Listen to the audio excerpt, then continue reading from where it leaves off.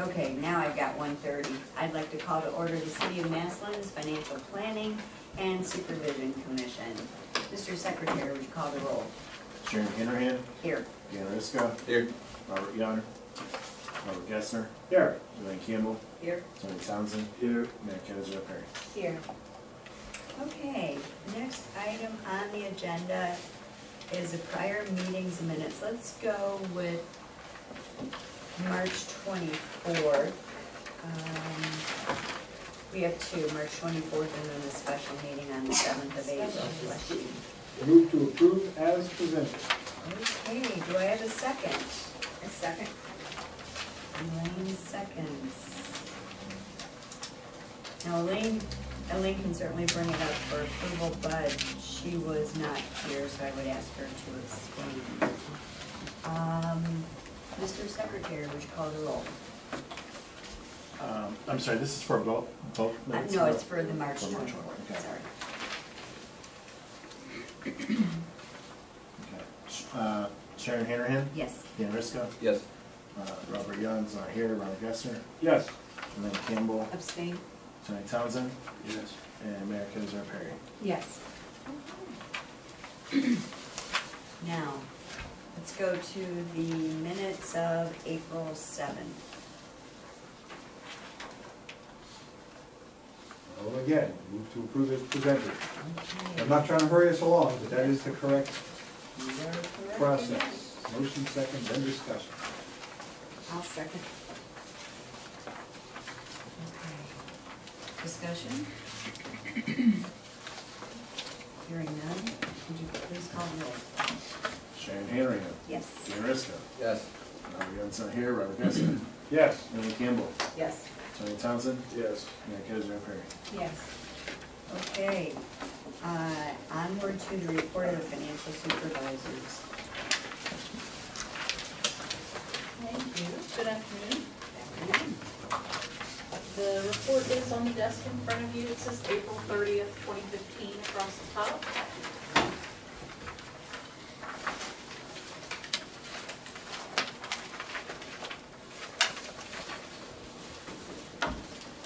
Then to page 1, please.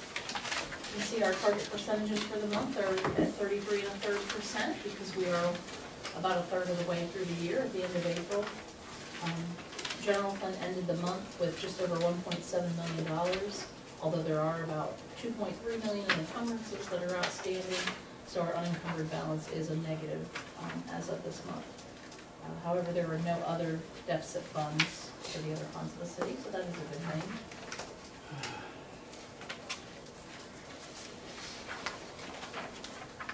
Page 4, we are reconciled and balanced.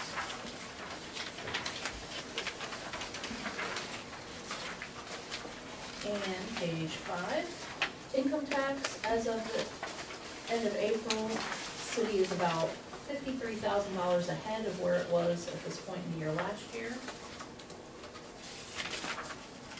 And this is the point in the year when the difference between this page 5, which is the auditor's numbers, and page 6, which is the income tax department report, becomes very apparent. Because if you go over to page 6, you'll see that it shows that we're down almost $500,000. This is kind of misleading though, or it is misleading because as of the end of April, tax returns were still being processed by the income tax department. So although the cash has hit the bank, as you can see on page 5, the returns have not been processed in the income tax system, as you see on page 6. So in future months, those numbers will get updated.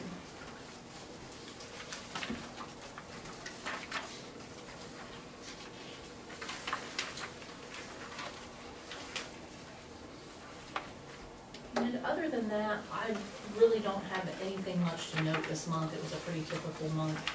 If there's any questions from any of the commission members, I'd be happy to try to address those. Just a question on the very first page. Sure. You circled the same thing you noted, that we have, $2.3 million in outstanding encumbrances. And you said is that fairly normal? I mean, it can't be normal because 2.5 times 12 would take us to $30 million budget instead of 19. So is there something about early months or middle, whatever that, somewhere along the line, we have to have outstanding encumbrances that are lower than the average. Sure, it's typical to have large encumbrances, particularly early in the year, because there are purchase orders that are put out early in the year for things like utilities, that then will be reduced down as those bills come in, so that is fairly normal. Okay, so it's not necessarily outstanding encumbrances for current operations, but it could be for future. Got it, thank you. Are there any other questions for?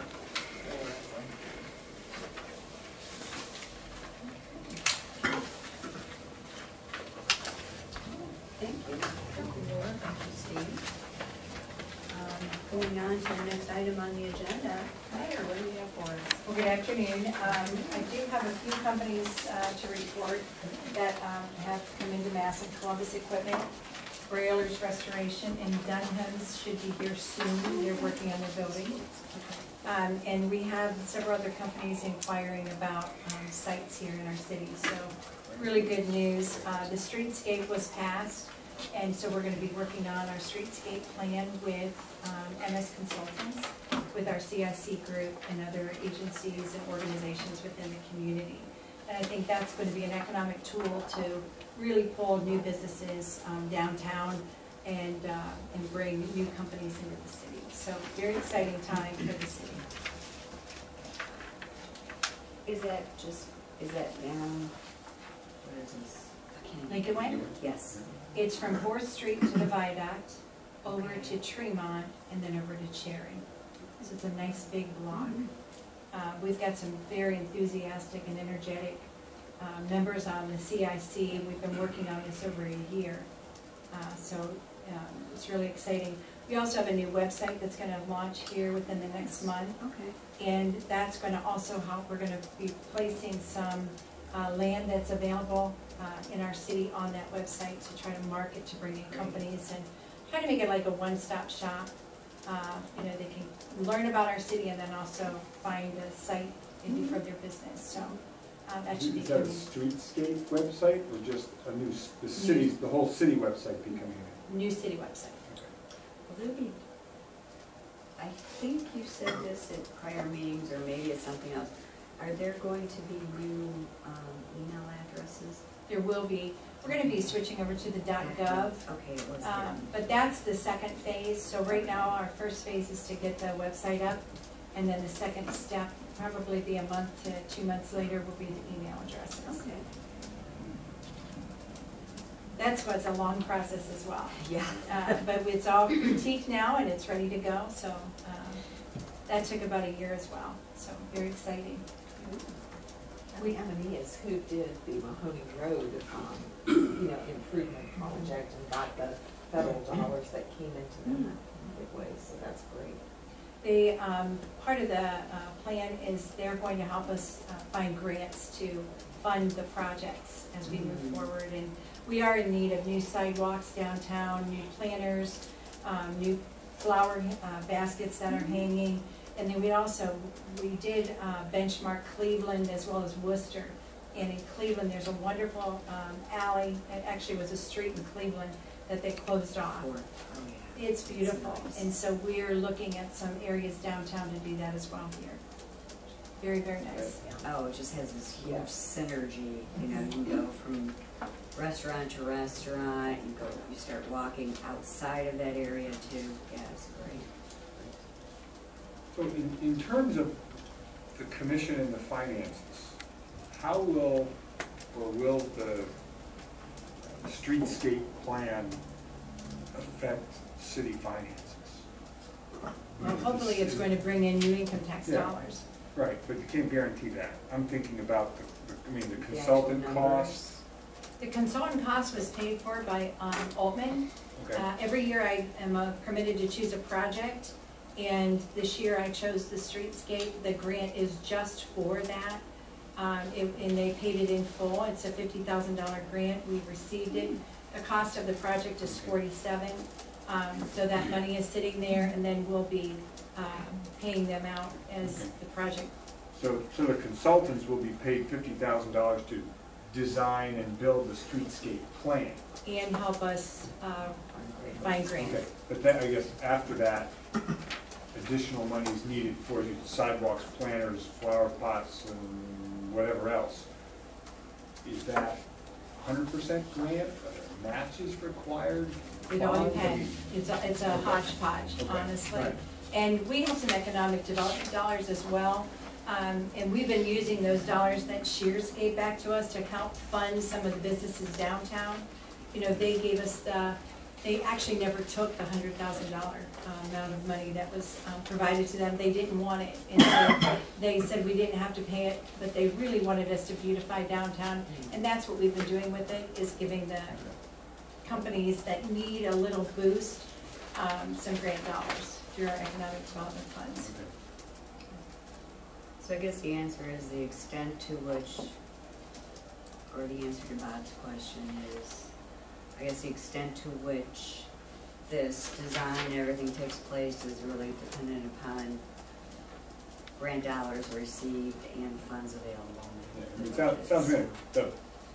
The plan, the big book the consultants will give you to pay for it. Correct. But after that, the impact on the general fund is unknown. And if you can do it all 100% grants, there's none. If you have to do matching or whatever, then there's I get it. Thank you. You're welcome. Is that it? That's it. Brilliant, okay. Tony, what do you have from council? Very little. I'm safe by the fire drill. Was that prearranged? Under the table. Maybe later. Yeah. Ordinance number 25, I had mentioned it at the last meeting. Ordinance number 25 was passed. The ordinance will increase police force to 44, I believe up from 36 or 38. And according to the ordinance, it is to reduce overtime and of course provide additional safety to the citizens of Maston. And that's all I have to do. Let me ask about that. Do we know offhand, well, I guess we're going to reduce the overtime. So the idea is by reducing the overtime, reduction in overtime is going to be able to more than offset the cost of the extra police? Yes, because right now I think we have around 34, 36 police officers. Some officers are taking vacation, some are sick. So when that happens, police officers who are currently working has to work extra hours to cover those shifts that are being missed by the officers that are not working. So when we add on additional officers, if officers are vacation or overtime, we still have enough police officers to cover those shifts. And I know you can't answer this because the collective bargaining process is not ongoing, but one of the things that I found in the performance audit, one of the recommendations to control overtime expenditures was to hire part-time on-call swing shift officers and to eliminate the minimum manning provisions. So I guess what we're doing is really basically the opposite of what was recommended. So Okay. All right, so we'll see what that costs. I guess I'm curious, does it say full-time, is it full-time police to 44? I don't think he did list full-time, he just Okay. said increase. So it may be some part-time officers. I guess it depends on the exact wording of the ordinance, if it's FTEs or people, I guess you could, you know, could be part-time people. Yeah, to see your point, obviously what you have to do is, you have to reduce overtime by enough to offset the cost of full-time benefits for 8 or 10 police officers, which could be a significant amount, although $70,000 or $80,000 for benefits, it's not really all that much in terms of payroll. And if you think about whatever they make and A couple $1,000 a year. guesstimate 35–40% in Betty's Right. on top of that, with a full-timer that can run it. The question is, how much straight time is added? Well, if these new officers that are hired on come in under the same package, which the performance audit also had suggested increase the control of sick leave. If they're going to have the same amount of sick leave, eventually what you're going to come into is a lot more people out more because they have the same sick leave benefits and will use them.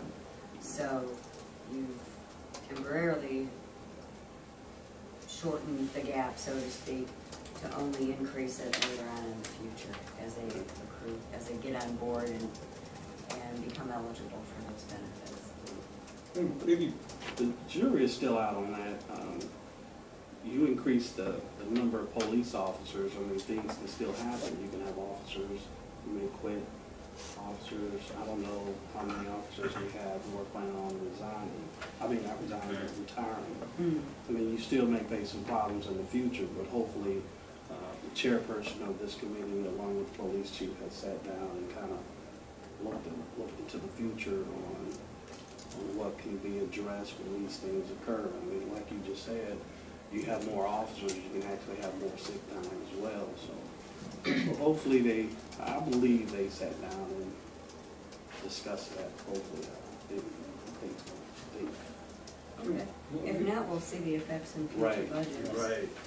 Well, in the plan, let me just skip ahead, but in the plan, you have some costs and some savings for that. Where did those numbers come from? Sure, and I was gonna just speak up and say, we'll get to this as part of the plan, but we can talk about it now. When council first started talking about hiring additional officers, actually, I think this even goes back to the mayor asking us to look into, if you hired people, is there a cost or is there a savings? Because like you've all said, you have the benefits to hire a new person versus the overtime, time and a half to keep the old people working those extra shifts. So Steve and I ran numbers on hiring 1 all the way up to 8. And 8 was kind of where it maxed out, where if you went past 8 additional officers, you got into having too many people to fill the shifts.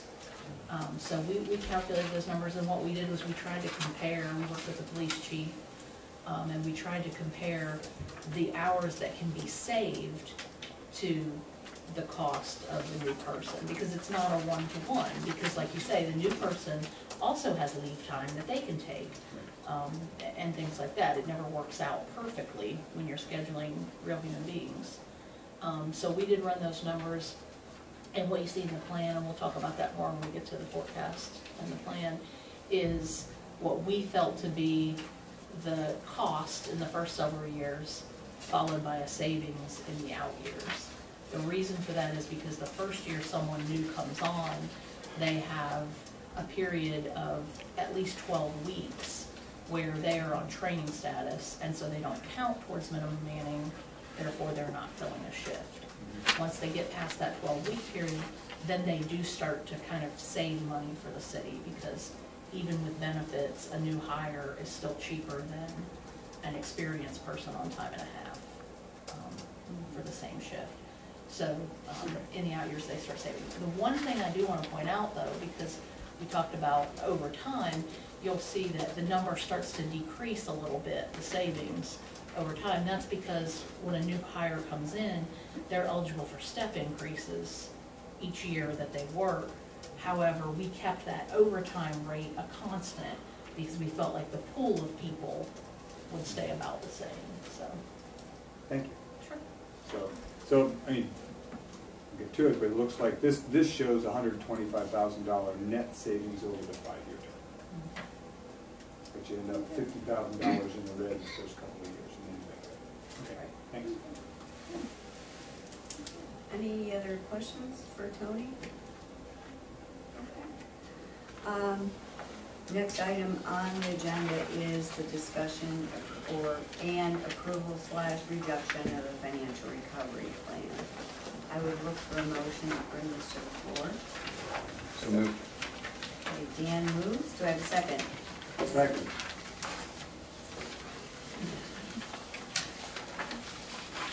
Oh, geez.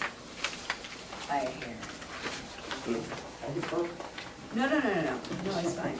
You just need to talk about it. Do you want to go through this in the discussion? Okay, thank you.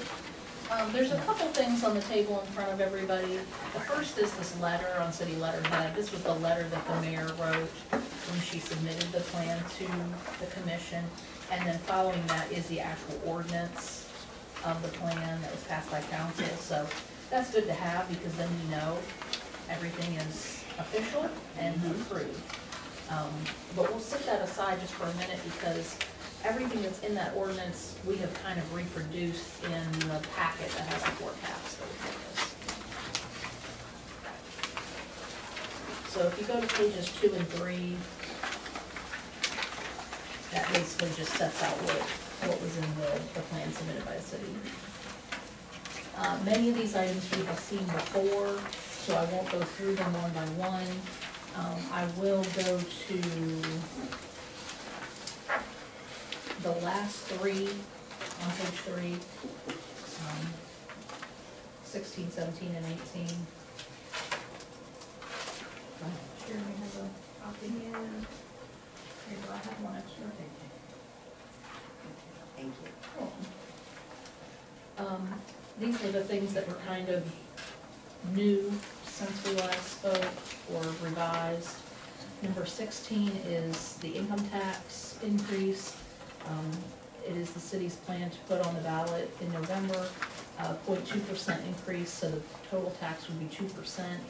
Half of that, or 0.1%, would go to general fund, and the other 0.1% would go to streets, both for street vehicles and for street maintenance and repair.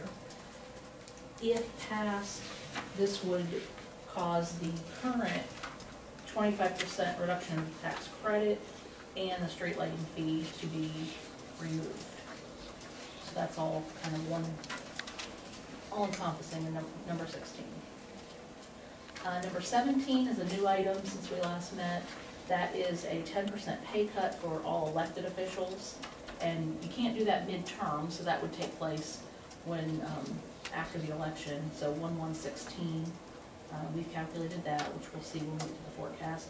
The only exception to that is treasurer, because that term is not up until, that would take effect 1/1/18. And then the last item is the one we've just been talking about, which is the police department increasing the workforce to 44 officers within the next 18 months. I have a question about item 16. Uh-huh. It says it has a begin date of January 1, 2015.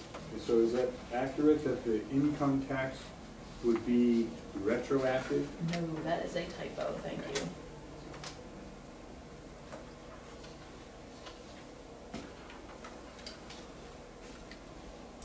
Okay, and then going back into the numbers, the above the line, we have not revised since we last met.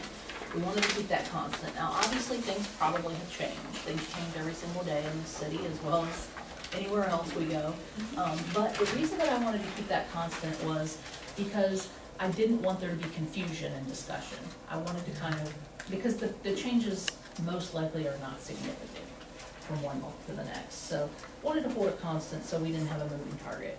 The things that have changed would be down on the bottom, down on our recovery plan items. First several are the same. Vehicle replacement plan for both street and general fund. That workers' compensation reserve fund that we talked about before. Those are all costs that will likely still be there. Then at the bottom, we have our income tax increase, both the general portion and the street portion, that will say general fund. Now, anything that's additional money to street fund is not here, because this is just a general fund forecast. Then we have the loss of revenue due to eliminating the income tax credit of about $500,000 a year, starting in 16, and then we have the elimination of the street lighting fee for about $262,000 a year loss each year. And then, we'll skip the police officers for a second, since we talked about that before. Then the last line would be that pay cut for elected officials. That would be a savings of about $32,000 a year. And that is both salary and benefits for that 10% pay cut. The police officers, like we spoke about, the first couple of years is an overall cost to the city because you have those officers on training status for their first 12 weeks. Then you do start to get into a savings. And what we did is the ordinance was written to say that the numbers would increase over the next 18 months. So I communicated with the police chief, asked him, you know, in a perfect world, how would you phase this in? Probably wouldn't do everybody day one because, you know, you can't, not enough training officers to get all those folks on board.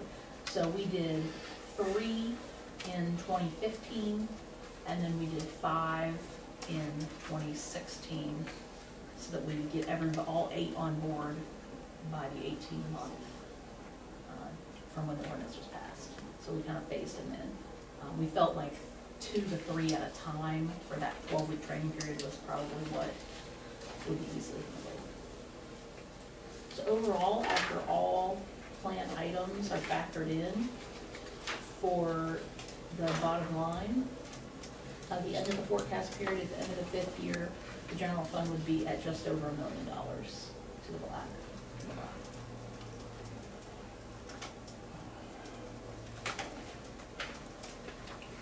I have a question, I want to make sure I understand.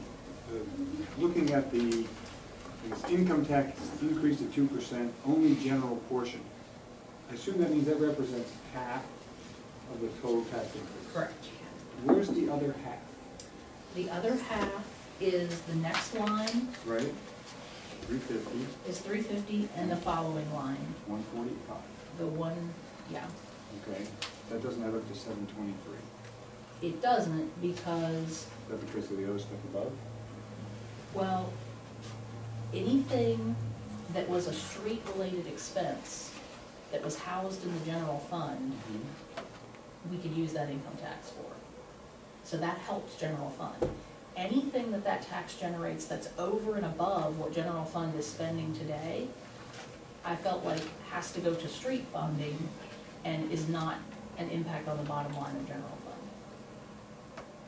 Okay, so the benefit is still there to the city because you've done some street work and so forth. Right. Does it mean to spend less in the general fund? Correct. And is that what shows up above? No, that's vehicle replacement, not street savings. No, the spending less in the general fund is that second line in the bottom section, the street expenses to street funds. It's the Right. 349. Okay. So if you look in general fund today, let me find what page it's on for you. Page 8. If you look at page 8, today in the general fund is spending about $349,000 on streets. Okay. So if we get income tax for streets, we will move those expenses into the street funds where the tax is recorded, rather than having them in general fund. That's a savings to general fund. Okay. Right now, they're in general because street does not receive enough revenue to pay for all the needs of the street activities. I guess I'm expecting to see somewhere in here ending cash that we see the $1.45 million in tax revenue, but it doesn't show up. It won't, because Okay. some of it isn't gonna hit the forecast. And one place that you can see that is on page 10. Right. That very bottom line, that's the additional money that would go to the street fund. At the very bottom, it starts with 71,000. There's the 230,000. I'm looking at year 9, the 29. Okay. I Yep. get it. Yep, those dollars are gonna be additional to the street funds, which means more projects or whatever the city would decide. I also highlighted the note there, that the forecast assumes the ballot language would allow for employee costs associated with streets. Can we verify that somehow? I mean, we don't know the ballot language yet, is that the We issue? don't. We don't know the ballot language specifically. We know what the plan says that council approved. And let's go to that and see what it says. If you go to the packet that has the letterhead, second to last page.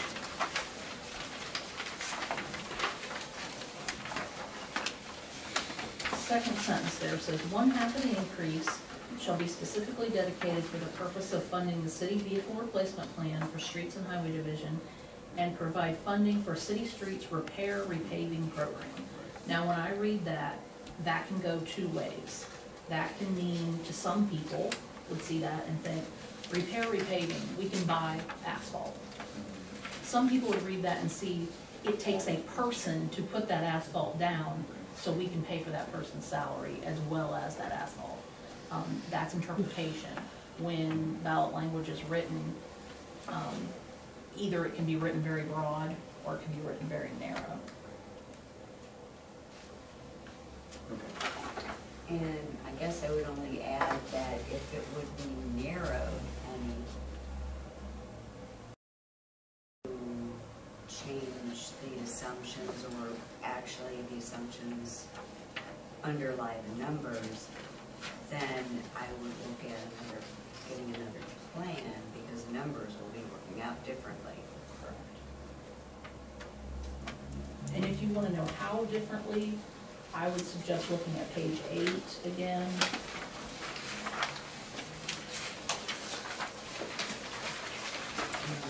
Again, if we go to street department on page 8, we've got that total of $349,000, but only about $95,000 of that is materials and supplies. The rest of it is salaries and benefits. So if the language is very narrow, instead of saving the general fund 349, it would save the general fund 95. Yes.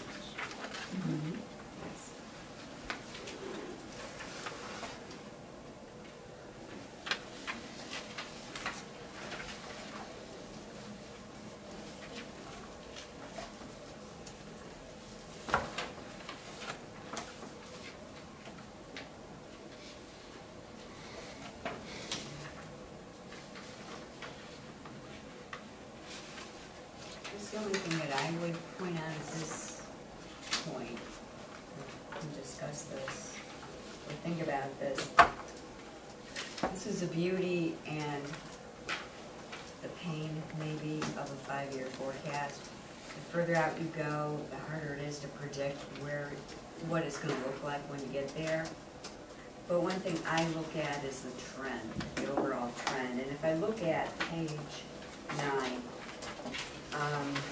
we obviously, with all the work that's been done, we go from negatives to positive without any additional revenues. Well, very small amount of revenues with the reduction in the tax credit. We come to a positive in 2015, and then we start building because of the plan items. But as we go further out, that jump that you'll see from 16 to 17, you won't experience such a jump. That jump starts decreasing until the trend starts to reverse itself in 18, and there's actually a decrease. So with all things being equal, I guess with all the hard lifting that's been done so far, I guess I would only say to you that if everything stays the same, you're still going to be looking at addressing this somewhere down the line again. Now, after saying that, I would say too, with the streetscape program, with streets being repaired, with some of these additional, with having more policemen, the overall, the city changes and the city becomes more attractive to investment by businesses and homeowners. So what you don't see, perhaps, what you don't see, because all things above the line stay the same, is a potential to increase revenues and income tax and other things just because of increasing the wealth of the city.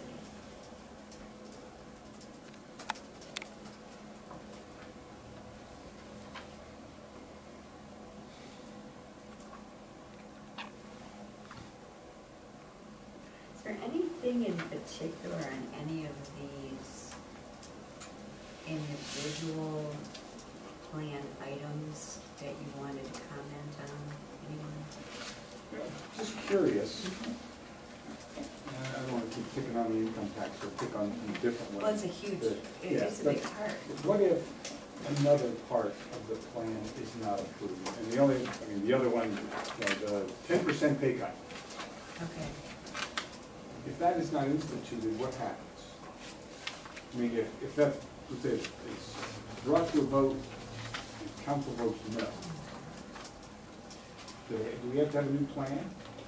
Because an element has changed, it's not an extremely significant item, it's $30,000. I would look at it, in this case, an amendment to the plan because of the degree. But actually, what we've really been doing, instead of saying this is a new, we actually have, since the initial one, we have been amending the plan. Okay. So in that respect, I would say, well, if that's not going to pass, then, you know, with something of that size, it could be something just as simple as deferring hiring of whatever, or looking into shared services, or something of that nature, because it's a small amount to offset. In other words, I think when we hear the term revise the plan, we think in terms of some massive, large-scale change. And a lot of times, depending on what doesn't go forward, it can actually look to be more of like a minor adjustment. But it does have to be acknowledged, and something must be done with that. The other question I have is in the recovery plan items, and I was looking at vehicle replacement plan streets in general. And I took the 2015, 16, 17, 18, 19 amounts, add those up, it's about $870,000 total being invested in new vehicles. And I'm just curious, how does that compare to the expenses that are needed? Would that fully repair and replace the fleet?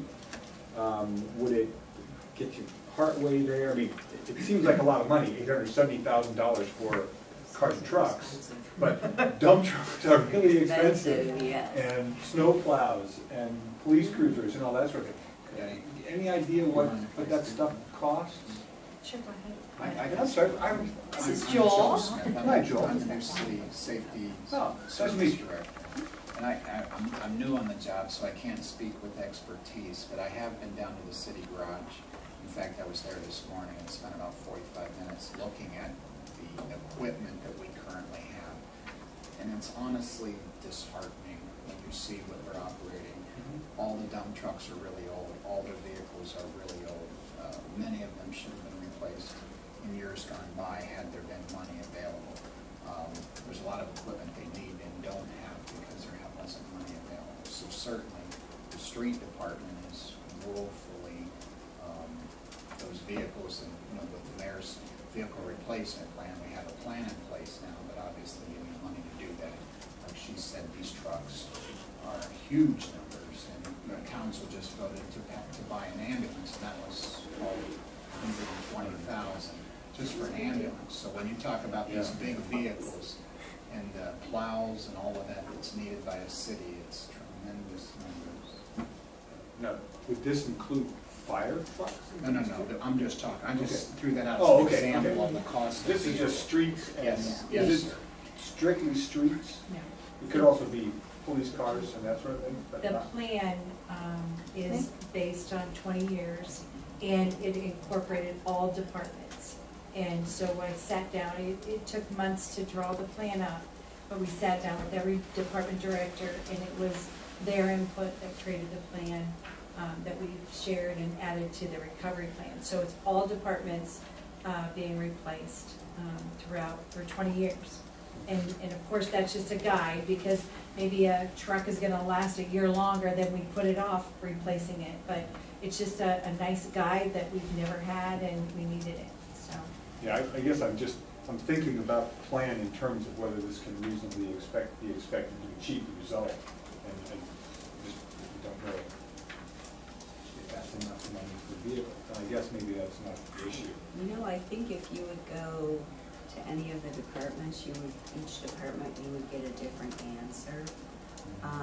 Particularly fire, because not only is it a safety issue for the people that, the fires, that people who have fires, but it's also a safety issue for the firefighters, that they have good workable.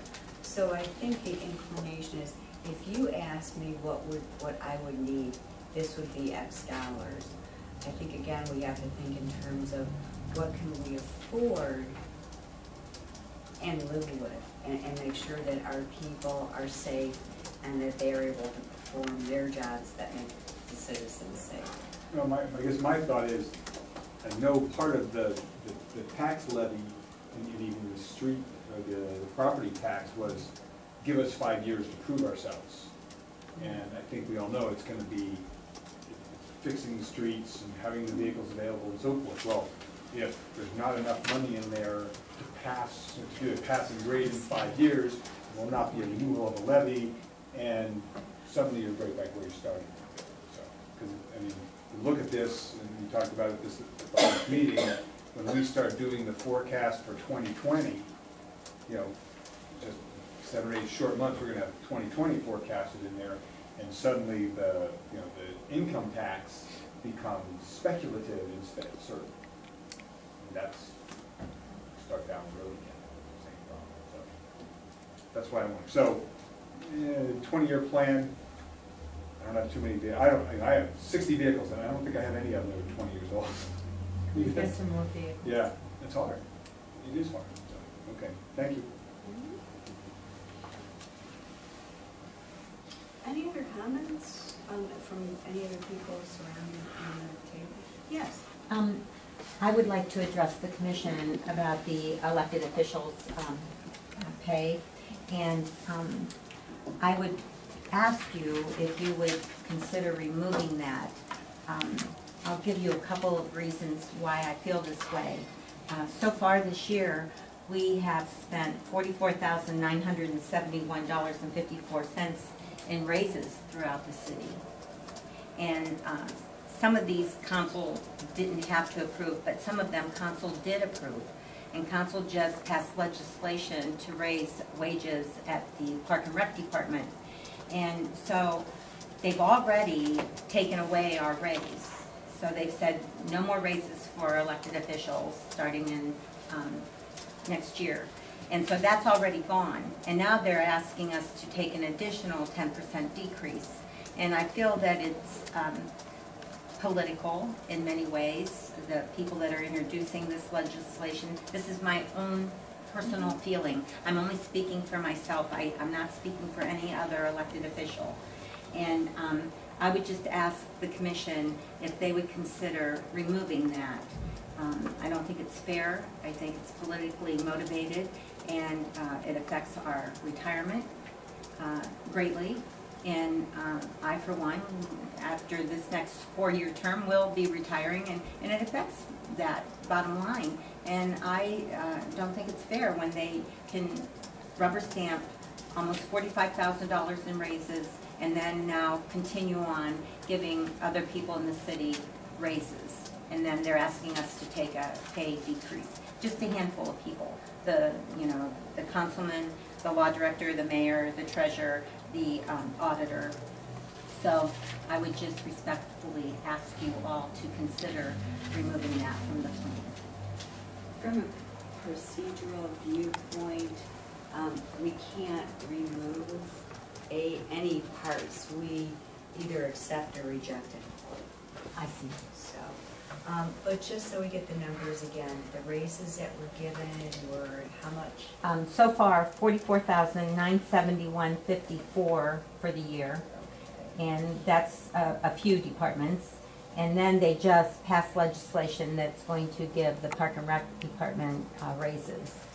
The other thing, the mayor, the auditor, the law director, the treasurer, we voluntarily paid for our benefits, and when they asked the whole city to do so, and as elected officials, we could have refused to do that, but all of us voluntarily have done that since 2012, which for me personally amounted to $7,237. So I believe that as an elected official, we're all giving back. The mayor especially, she's given back her raise every year she's been here. Andrea Scazza is the only council person that's done that voluntarily every single year. I have given back, but last year I did not because it wasn't done as a whole. And until I saw everybody do that as a whole, and now it's an election year, and now they're bringing up a 10% decrease. And I just feel that it's not proper. And so I wanted to bring it to the commission's attention. Oh, there's a couple of, thank you for that. There's a couple of pretty interesting things that I heard from what you said. There were raises given out. These were not collective bargaining people, is that correct? That's correct. Okay. And we are still in fiscal emergency, and we are now giving raises in Parks and Rec. And these aren't collective bargaining people, are they? No. Okay. I think that speaks volumes. But are those, that's not, I assume that's not general fund? Or Well, does that they have their own matter? fund, that's Yeah, true. I don't know how, the fund They accounting do. thing is so Yeah. confusing, but. Again, Parks and Rec, theoretically, they should be self-sustaining, or they would, like, streets won't be necessarily in most places. They usually need a supplement from the general fund. So if Parks and Rec, I mean, how is Parks and Rec funded? Fees, I would imagine? Through it, From through tax. income tax. Okay. Yeah, they get- Sharon, I will add though, on that the raises for Park and Rec, I did not sign off on that. I did not approve that. They took the legislation and gave it to council, and that's how it was presented. So I was not in favor of that, especially because we're going to be negotiating our contracts this year, which really throws a wrench into our negotiating process. So it was not something that my administration supported at all. I will just kind of piggyback on to the auditor's comments. And I kind of do think this is a political step here because it is an election year. But I just want to make a comment that any council member could have donated back all of these years. We just didn't come into fiscal emergency this year. We've been in fiscal emergency. If it's not political, they could have done it all of the years ahead of time. And that, I think, is really significant that, you know, you can't leave now. You needed to leave several years ago when it was time to leave. And now you're trying to say, I'm going to be a leader now and I'm going to show the residents I'm going to give back. I just ask, why didn't you do it before then? You know, if it's not, because it's an election year, if it's not political, why didn't you do it before? And I think that you can answer that question. But I do, I have given back my salary. I have led this community to show that we were in trouble financially, and I wanted to give my raise back. So, but I do think it's a concern. You know, I'm not retiring. I know, you know, the auditor's going to be retiring, and that is very important to her, as it is to all of our employees. When you're close to retirement, you're worried about that. But we should not have given raises in the Park and Rec department. And, you know, it makes it difficult for negotiations, so it does. I have a question. Sure. I know you had told us when we vote to, you know, approve or reject this, we are to look for sincerity of approach. You know, is it doable? Yes. So I guess my questions are about, since the income tax is such a significant part of this proposal, what is the strategy for the levy? What is the chairperson? What did we learn from our loss before? And how are we going to strategize that so that we don't have a loss in November? Because, I mean, with the significance of this being such a huge piece, we could be back here at the table again in December saying our same comments. So I guess I'm asking Consul, you know, what is your approach and who's your chairperson and how have we strategized this to work? Well, and if you saw in my letter, there were council members the night of the vote that said they weren't going to support some of the things in this plan. And that's a great cause of concern, you know. You talk about making it bona fide. I don't believe this is bona fide because I don't believe all council members are going to support this. And several of them spoke up and said they wouldn't support certain pieces of it. And so that again is a concern. To me, we're spinning our wheels, we're wasting time. We've been trying to get this city into, we're in the black, but we want to be solid in the black. And we can't get to that process because, we're back here spinning our wheels, fighting about what's going to be in the plan. And it's unfortunate. We all need to really be truthful and honest about, what they're going to support. And I don't see that happening. Excuse me, Sharon. Yes, Elaine asked if somebody would comment. yes, Would I? yes, absolutely. Could I Sure. come up there so I'm not Yeah, talking sure. anybody's back? Come on, sit down.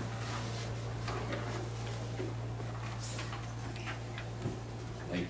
Sure. I hope this doesn't become confrontational, but sometimes those things happen.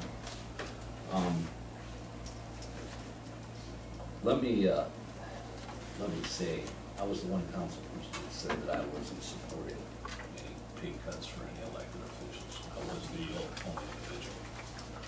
And the other thing I'd like to say is that much of what the auditor was talking about was court raises. So you're nodding.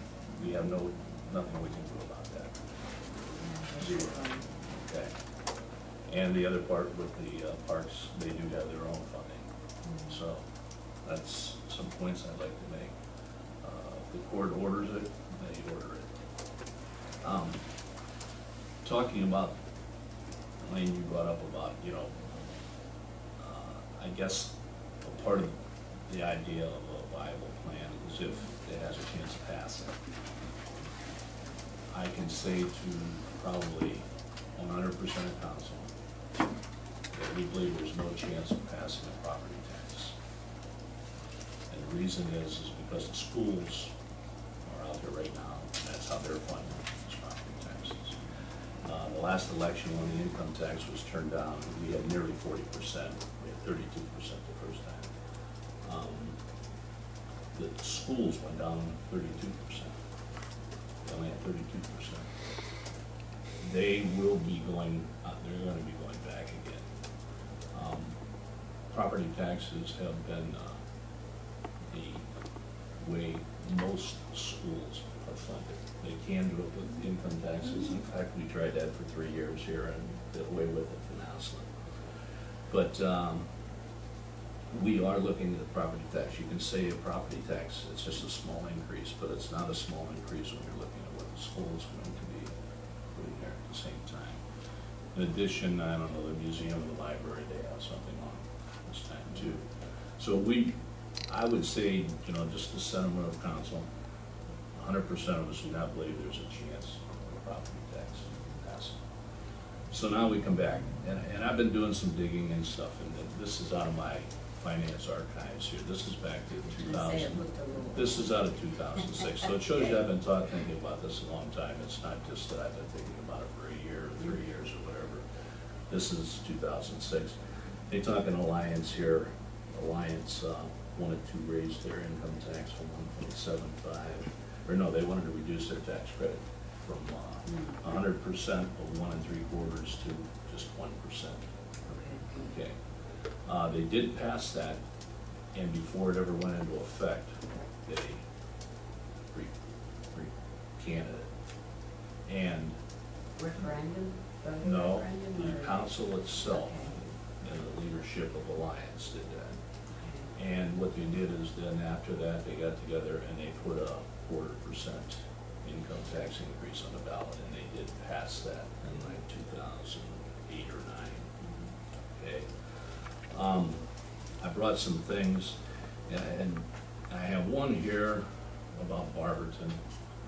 They raised their income tax from 2% to 2 1/4, and they did a $3 million road program up there. They leveraged that, and they actually went out and they did $3 million. And if you look at the map, they did a lot of main streets, but they did a whole lot of other streets in the city and stuff. And the article just tells what good is going on in Barberton. And Barberton is used in a lot of comparisons with Mouse, school systems and stuff like that. similar population sizes and stuff, and probably, demographically speaking, population-wise, probably somewhat similar. Probably a lot of blue-collar workers in Waterton. Here's something that came up that I feel has to be put out there. And this came from Mr. Kohler. Now, I'm gonna pass this around. There is a name on here you probably won't want to pay too much attention to. He requested the same information from Mr. Kohler. You don't even have to speak his name, I bet you. Yes, you know what it is. But Mr. Kohler put this together at our request, the council's request. In Massillon, W-2s filed. There's 7,000 W-2s filed paying city income tax in Massillon by Massillon residents, 26%. W-2s by non-residents, 73%. Nearly 74% of the people that work in Massillon live outside of Massillon, or the W-2s that are filed. Massillon has, as far as property goes, our millage is fairly high, but our valuations are not really high. But what that does is when you have lower valuations on homes, you need a little higher millage, but that really hits harder on the higher valued homes. That millage, it has a much greater effect on those people. But we are doing what a city should be doing. We are providing land for residents and stuff like that, but we also are providing infrastructure for this region of the county. Our wastewater treatment plant is roughly 50-50, 50% Massillon, 50% county, roughly.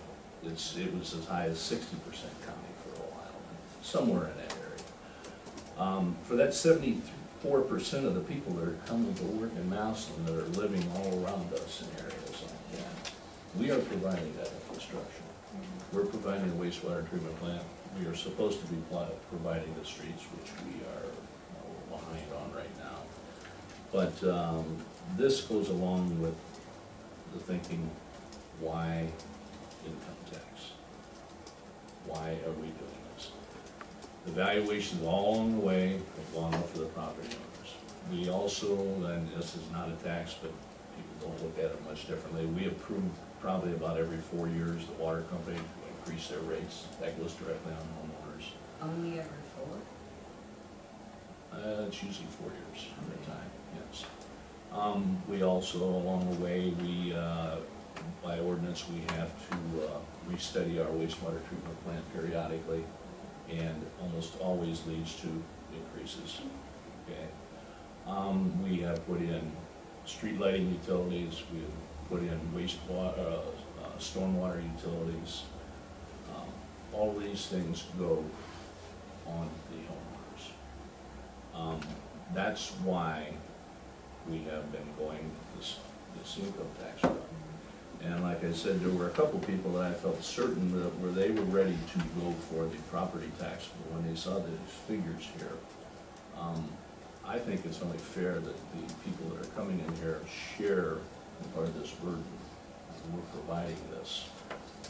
Right now, we're doing I believe it's $28 million upgrade. We're going to be starting to our wastewater treatment plant so we can provide sewage treatment for more development for this area.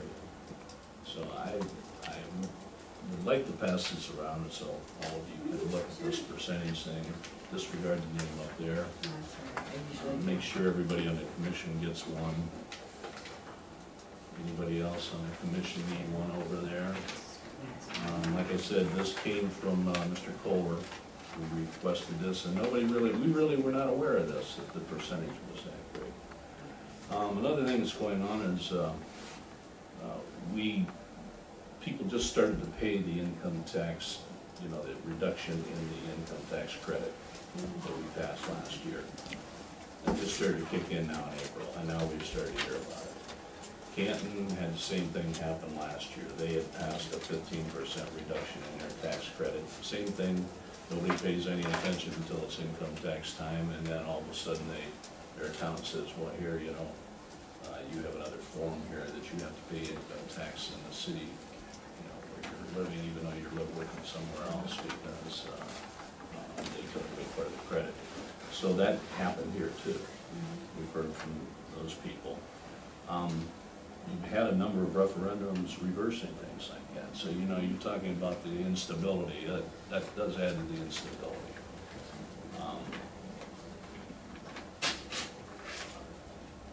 I just feel, you know, like back talking about the property tax. We are 100% sure that that will not pass as a group. That's how we feel about it. Also, our problem with the proposal of the mayor's on the property tax, it wouldn't go on the ballot until it was said for like next February or March. March, I believe, maybe February, but it can't go on until whenever the primary is, which is a little later. It would not start producing any revenue until tax time of 2017. I think that would be February. We would start 17, we would start receiving some revenue. So if we're really serious about getting a hold of this right now, why are we delaying for well over a year? I mean, there would be time to go after the income tax, and it didn't pass. You could still put the property tax on next year, and it still would kick in at the same time if you really felt that was the way to go. But we don't feel it's the way to go. And it's a tough thing. But, you know,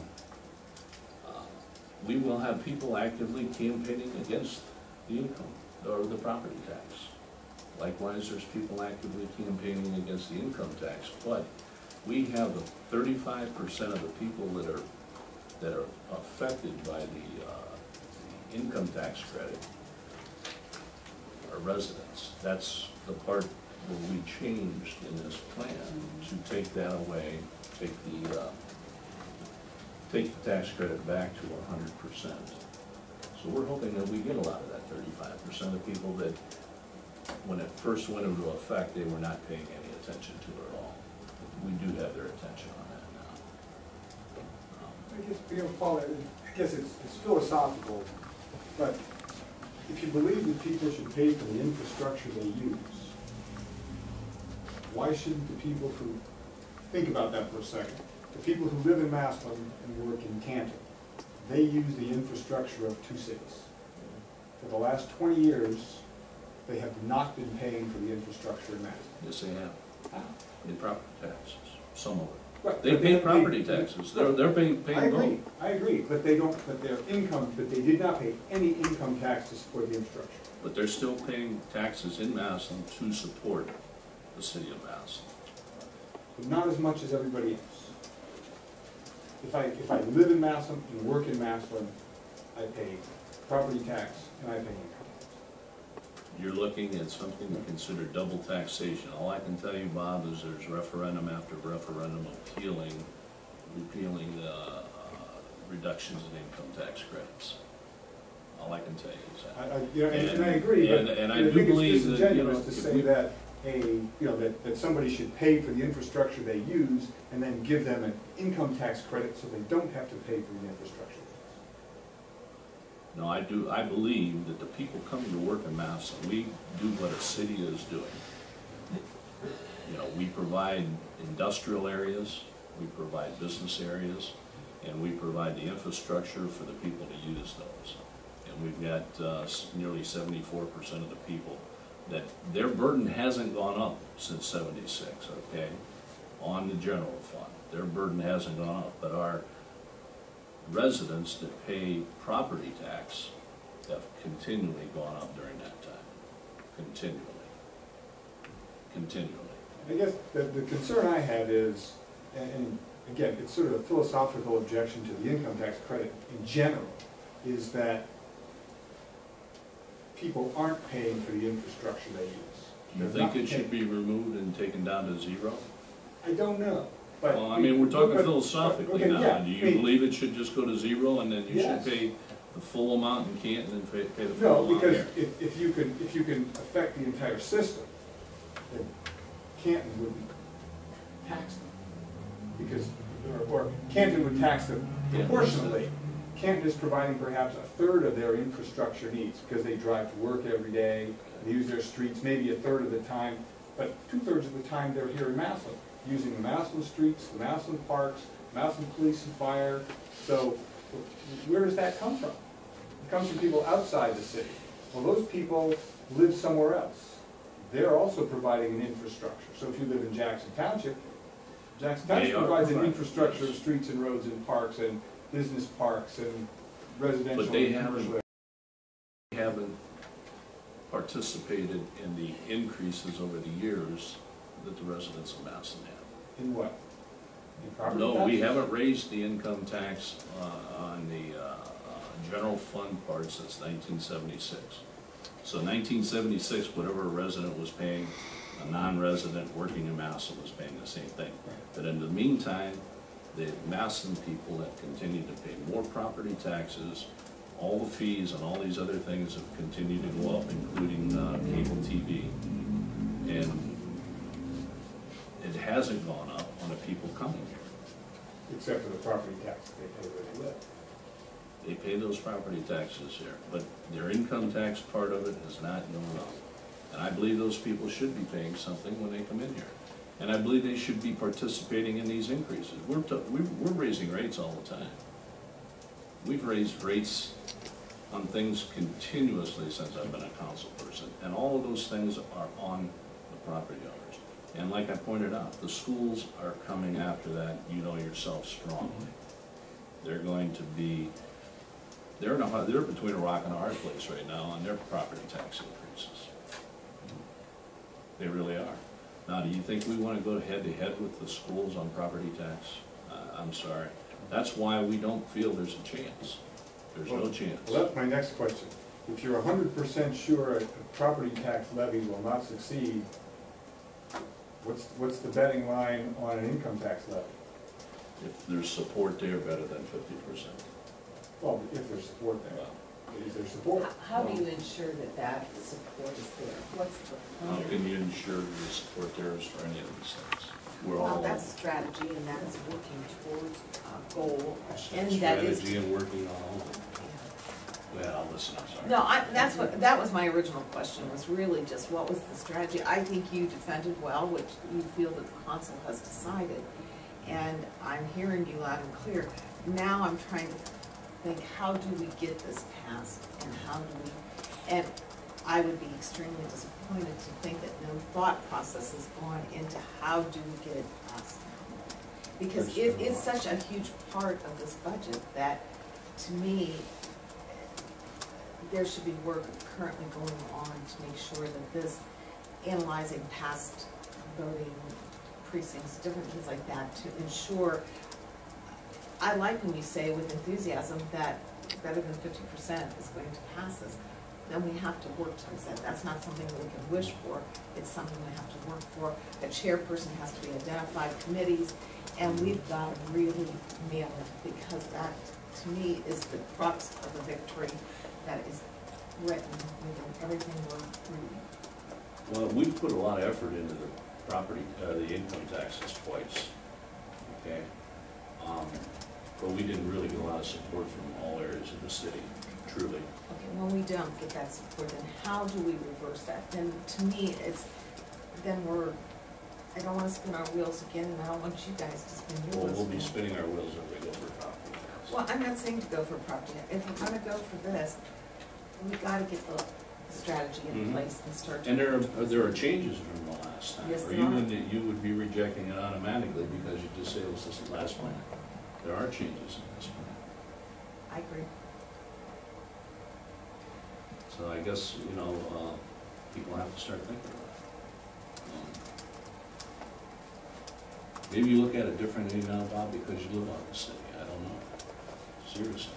I mean, No, I don't think I yeah, would. well, it may be, it may No. be. But I'm looking at it for the residents. And when I put a $25 fee on for street lighting, that's not a big deal. But when you look at the demographics of Massillon and you look at the income of Massillon, Mass, it's like, the average income's like $26,000, $27,000. That's not a lot of money. Yeah. You know, we have a lot of $50,000 and $60,000 homes and stuff like that, because there are people that can't afford anything more than that. It's just the way it is. I believe that we are providing a valuable thing to this region of the county. All the people around it that are coming into Mouson to work, and I believe that's what a city's job is. You know, I don't think we want to just throw industry everywhere, all over the place in townships and stuff like that. I do believe there is a reason for having a city and having an industrial area. It's a natural trade center and all that type of stuff. I believe in that. And I believe we are, like I said, one of the things that's happened, you know, it used to be a lot of people lived in Mouson, but as they made their money, they went on and they bought homes out in the townships and stuff. Lots of them. And I'm talking about steel workers and stuff, not, I'm talking about that type of person. They wanted to live in a place like that, but we're providing the industrial base here for them to have their jobs. I guess my concern is that part of this plan says, let's pit one segment of the city against another.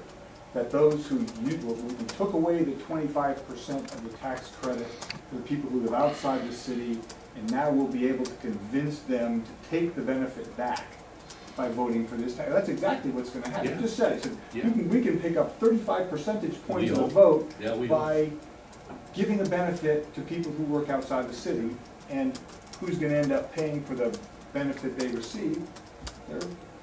We hope that that will, like I said, we went from 32% to nearly 40%, with a lot of half-hearted support. Not half-hearted out of council. We've been dealing with this for a long time. So, you know, it's, you kept bringing up before past plans. Part of considering the plan is do you think it can pass? The 2 points I make is we believe that it won't pass the property tax.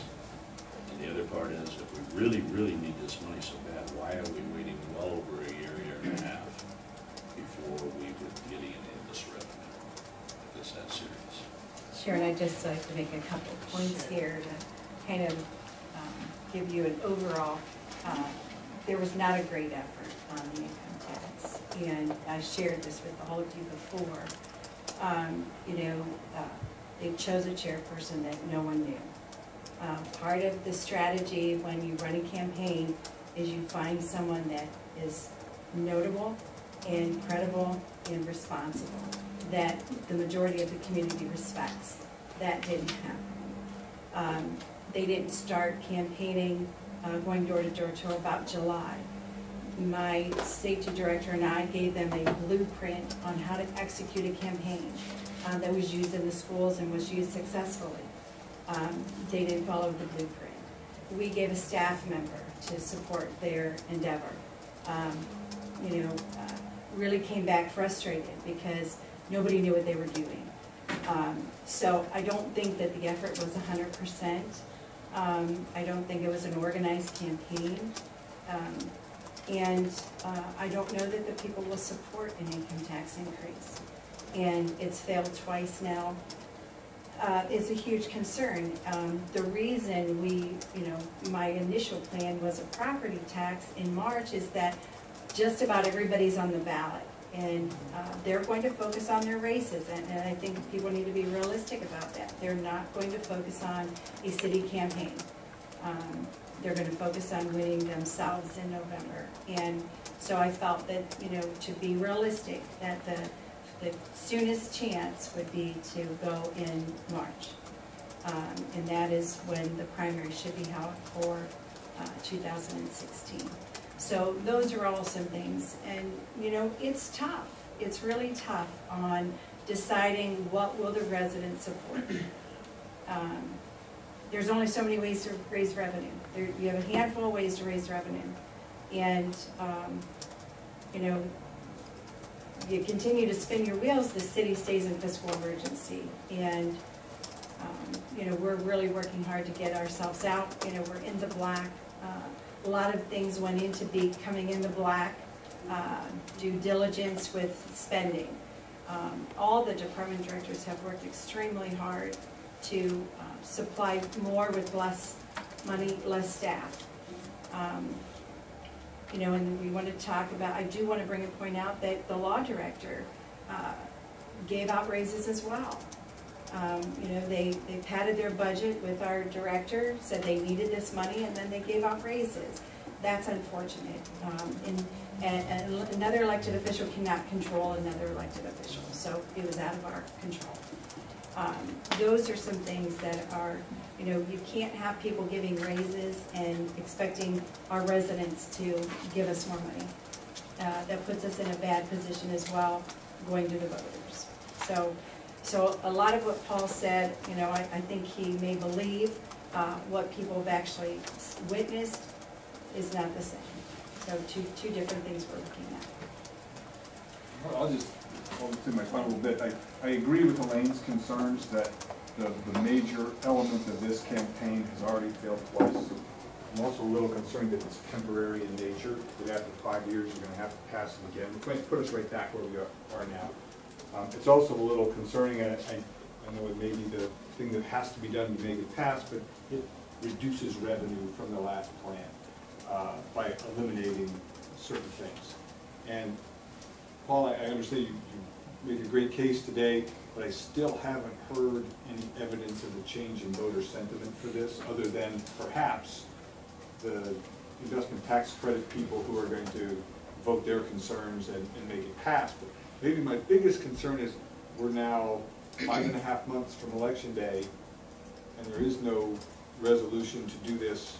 There's no ballot language, there's no campaign committee or chair, there's no financing, and given that this is an election year when every member of council and so forth is going to be running, there's going to be less money, less time, and fewer volunteers. And while all those things take time, and we have 6 months, we're really going to hurry and get it done, it seems like there's never enough time to do those things. And so I guess that doesn't really change the status of the plan, but it is a concern that you know, it just seems like we're going to run out of time again.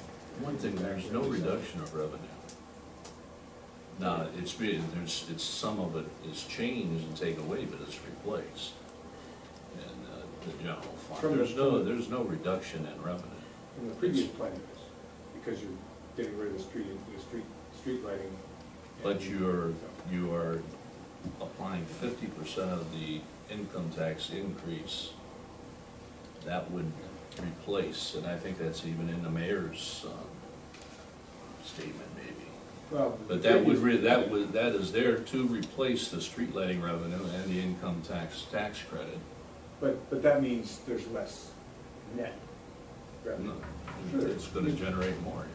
You had, in the previous plan, it was a 0.2% income tax increase, and we kept I thought you meant from the property tax. No, I'm talking about from the previous plan. But it's not a reduction in revenue. Sure it is. At least not what I get from the auditor. Sure it is. Because, I mean, even if you Is it a reduction in revenue? even if you only eliminate the street lighting credit. But we're adding another 1/10 on the income tax for that. It was only a 0.1 last time. We're This gonna time raise it's a it 0.2. 2/10. 1/10 of it is to replace the revenue that would be lost. Am I remembering That would be correctly? lost. Last time the income tax was a 0.1% increase? No, it was 0.2, but it Okay. was all to the general fund Yeah, at that but, time. yeah, I That guess I'm was all saying, general fund. forget about the fun stuff is just so strange. The tax revenue generated would be less, because you have 0.2% minus income tax credit minus street lighting. It's not gonna be less. I won't argue the fact with you. I That's just know that fine. when you subtract Yeah. money from something, it's less. It's not Well, less. if I may, Yeah. okay. With the last income tax proposal, there was as well the notion to eliminate the street lighting fee and the tax That was credit part of the plan? reduction. Yeah, it was. If that was part of the last plan, then that's incorrect. It comes and goes, Bob. Okay, I understand, so. Okay. That's, For my 2 cents worth, and I do share some concerns that have already been voiced.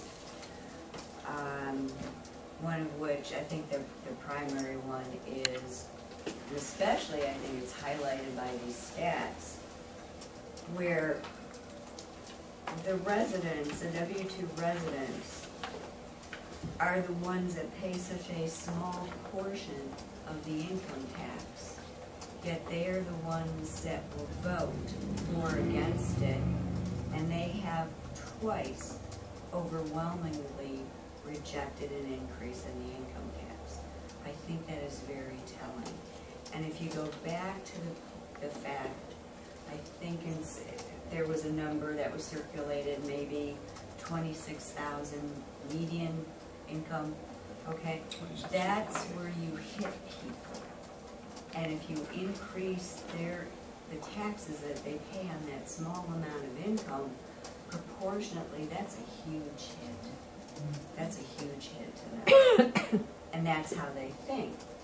But if this information would have been presented, we don't know if they would have changed that sentiment.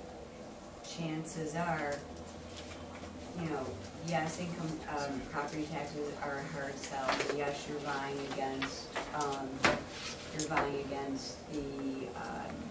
the property owner. You're vying against the schools and what have you.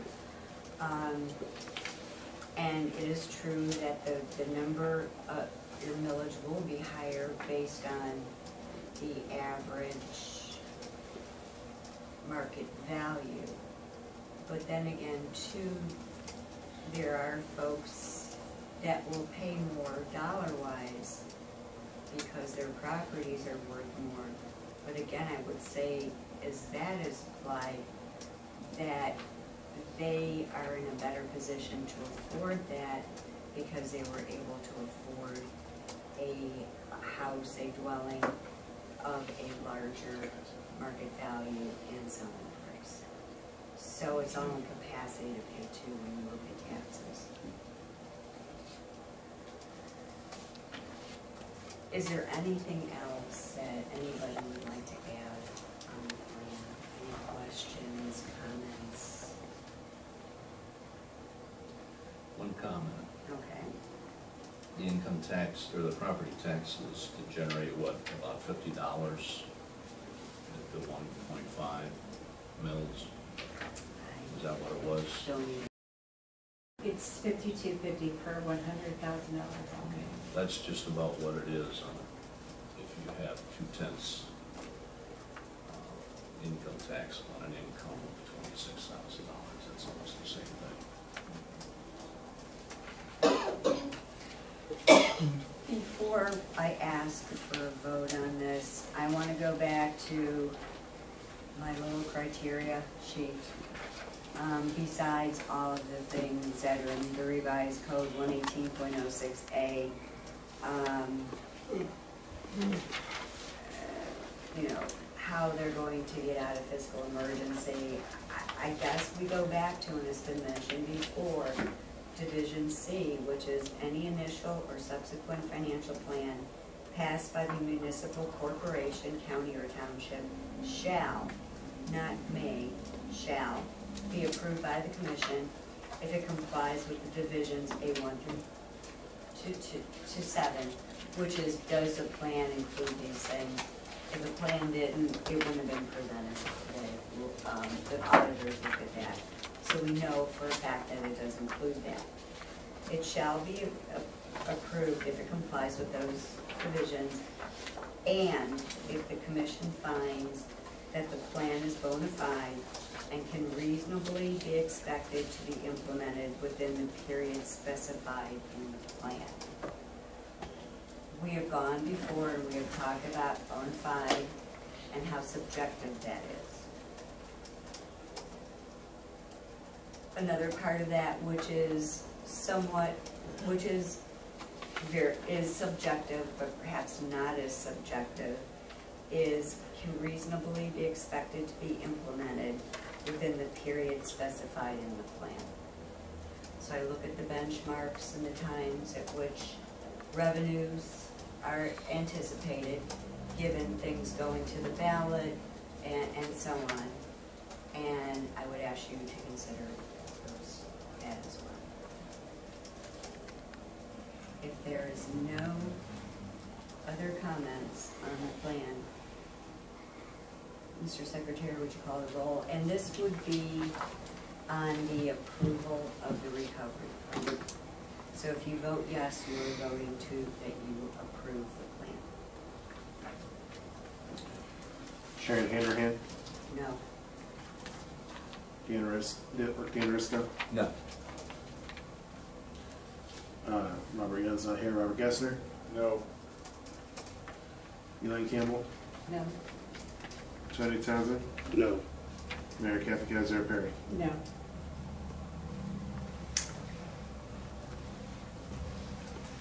Now, we're not through. Here's our part in this. We have to now explain, we rejected a plan. According to the code, the city has 30 days within which to address our concerns.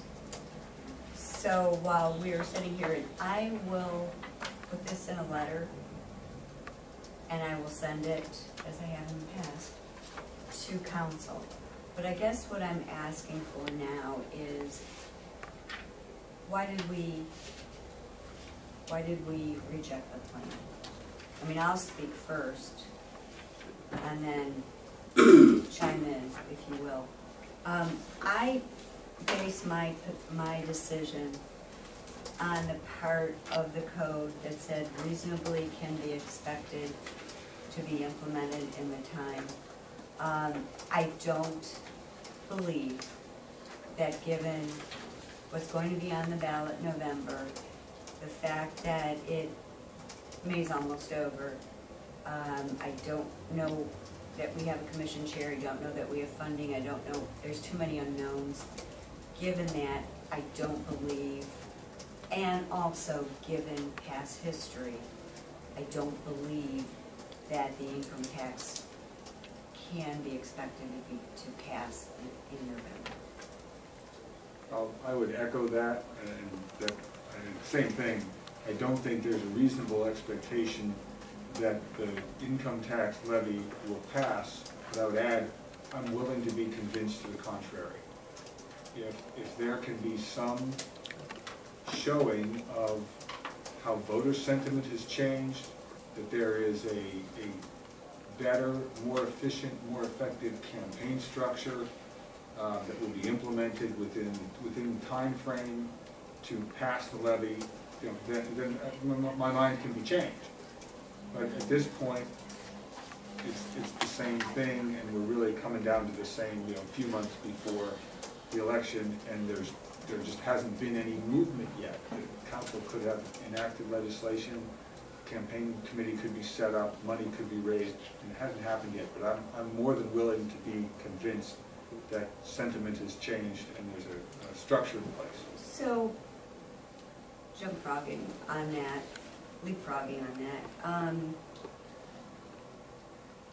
would you, what I'm hearing anyway is convince me. So, given that we don't believe it's possible in the time in which it's in the plan, could you be convinced if the same thing, that is the income tax, if that was presented again with another ballot date and with more information as to the plan, the funding, the campaign, and so on? I guess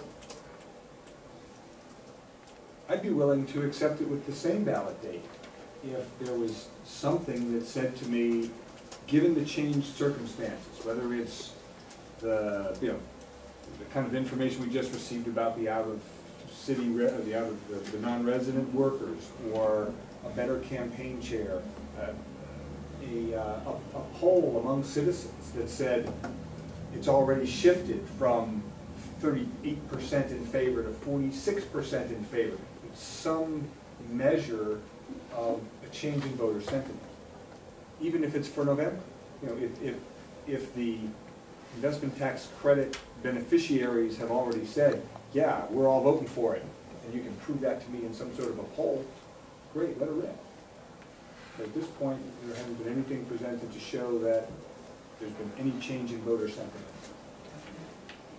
Anyone else?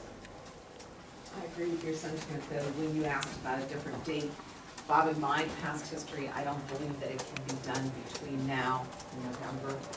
If they came with a different date and with a strategy, with a chairperson, and with a very detailed plan that they have studied precincts, where they've lost, how they're going to change those votes, how they're going to communicate this very good information that I've heard all share today. That has to be reduced down to bullets that get out to the public. I would think one of the strengths out of what they're trying to pass is the fact that half of it is going to go to the street department.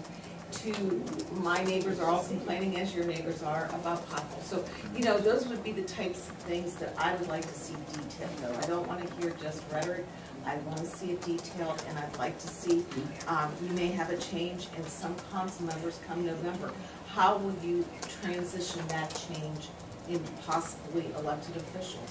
And I certainly would not want to hear that anybody, whether consul or administrative, is not working together on a unified plan that makes sure the people of Massillon know that they're getting the best of all of us, not politics. So that's my point. Anyone else want to add what they'd be looking for on the commission? Pretty much, I'm seeing the plan there. Okay, now, what I will do is I will start with the beginning of the 30 days when I get the letter out or the information. That'll be via email again. I will not be in the office tomorrow, so I will not be able to get it out until Thursday. I'll be traveling again. So, and I will do that as before. Commission members will be CC'd. I'll send to council. I think I've got your email address. Mm-hmm. Okay, perfect. So, and we'll do it that way. Okay. Great. Given that, I guess we're looking at, Like the 23rd, oh, let's see. might be the 16th. Like 20 days. Sure. So the 21st is when I would get the letter out. You want to stay with our Tuesdays? I don't know. Oh, need you later than that?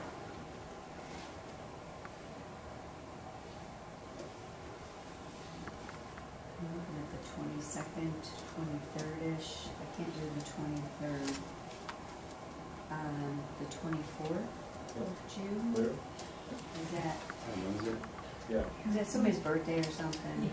Is it really? Happy birthday. We'll bring a cake.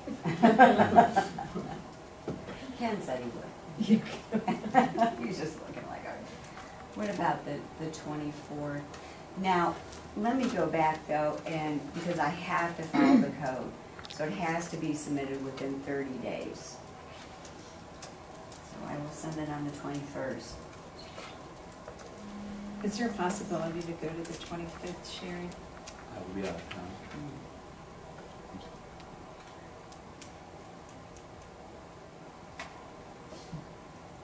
30 days puts you at the 20th or the 21st of June.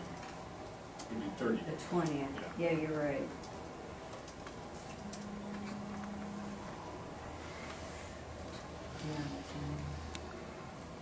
Now,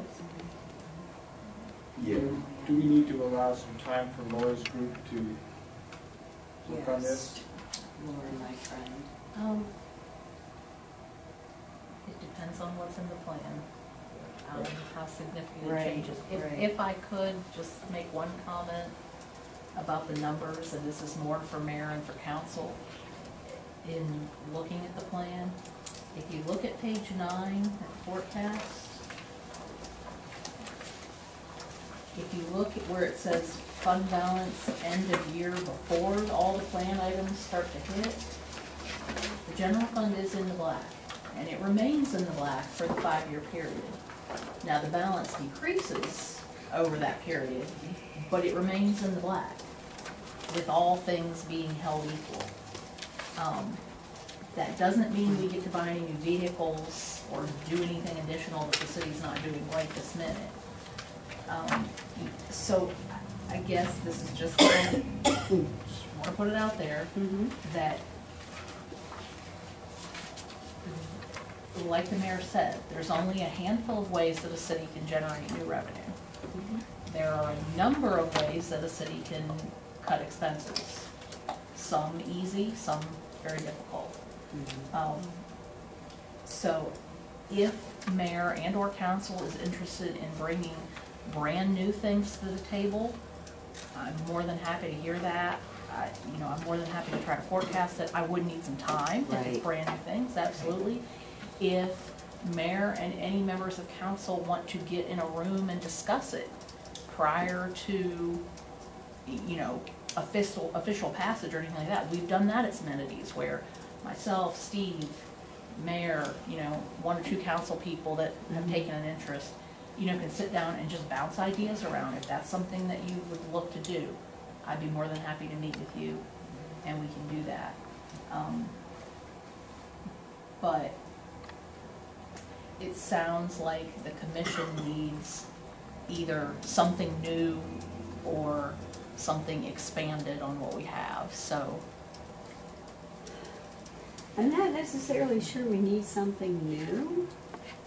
It seems to me, if you want to break it into 2 camps, and I really don't think there are, I think there's like a bunch of mini camps. I really do.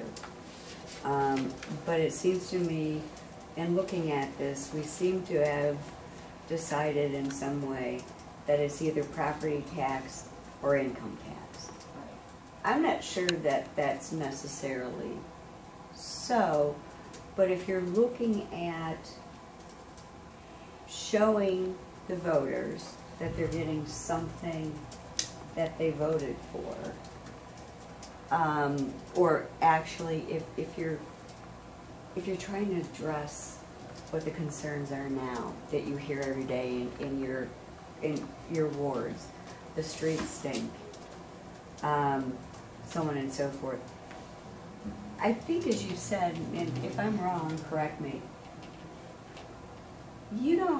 it's okay, Massillon will survive. It just won't be able to address any of the concerns of its people. They'll be able to pay people to go to work, and they'll be able to fight fires, so on and so forth. And I don't even want to discuss what could or could not happen with the collective bargaining process, because in the meantime, other things outside of that process has affected it in ways that I believe are very far-ranging and very deep. I won't even think about that, but if you just look at the numbers, like Laura said, if we just kind of sit around and not address the concerns of the replacement of vehicles, which are safety concerns as well as service concerns, yeah, we could keep on going on like this. But I think what I'm hearing from commission members and from the administration and from council is that's not what we want Massillon to look like. Can there be anything different? I don't know. As you said, we'd be looking at reductions rather than revenue increases, because I think we're pretty much tapped. I would say I'm not so much looking for new numbers as I am some assurance that it's possible to do this. That there's a reasonable expectation to accomplish it.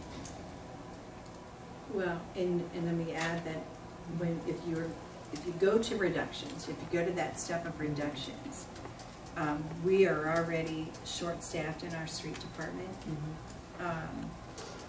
We're short-staffed in our income tax department. Ken's been working shy for several years. We're short-staffed just about everywhere.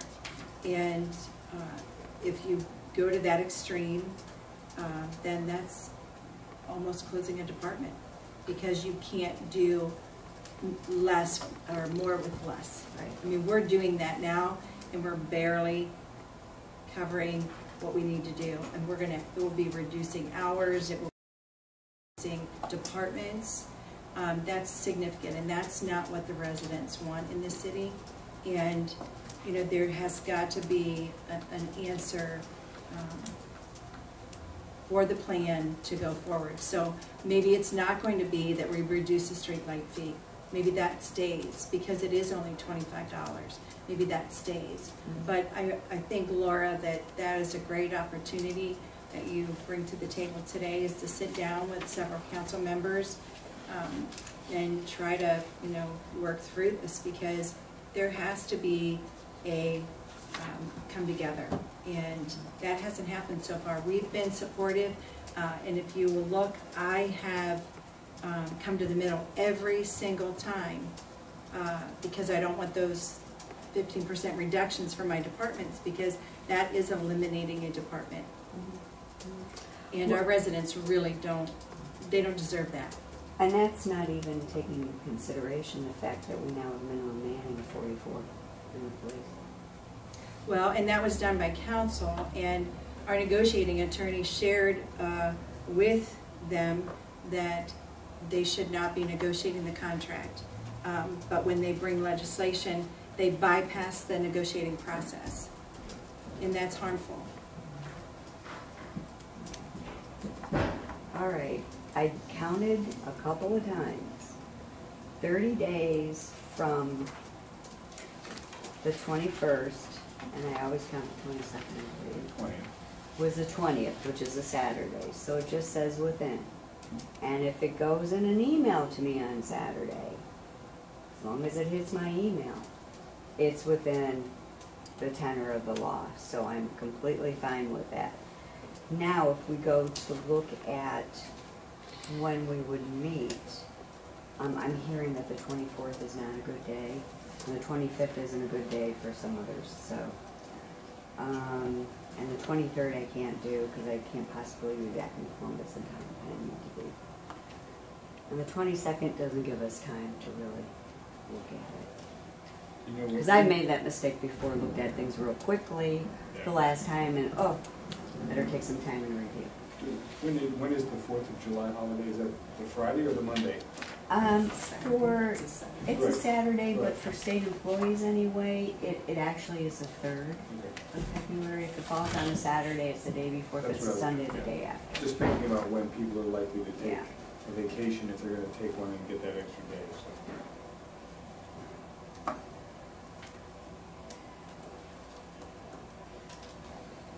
But it seems like that week of the 22nd is out, so we have to look at the next week, right? We could, what about July 1st?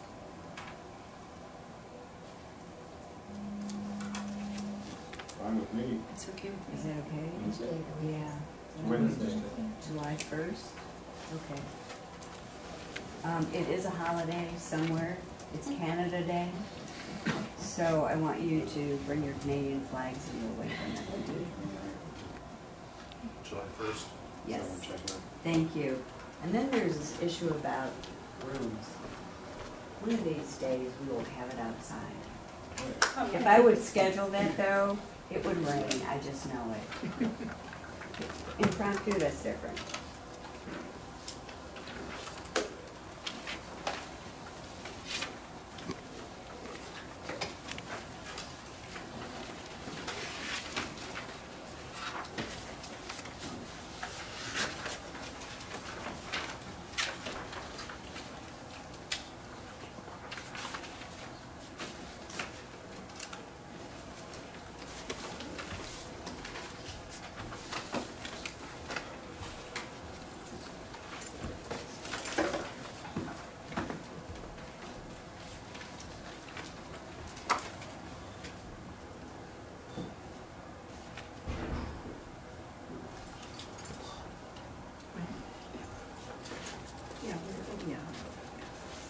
Would have to be done by 3:30, but it's good. We had a lot of discussion today and we were done before 3:30, so let's July 1st. Okay. And I will send something about him.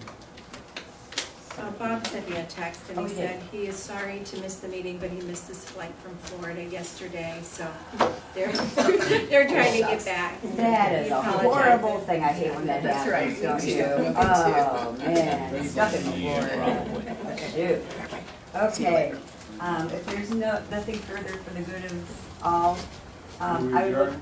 for a motion to adjourn, and Bob moves. Do I have a second? Second. Elaine seconds, and a voice vote. All in favor, aye. Aye. Opposed, same sign.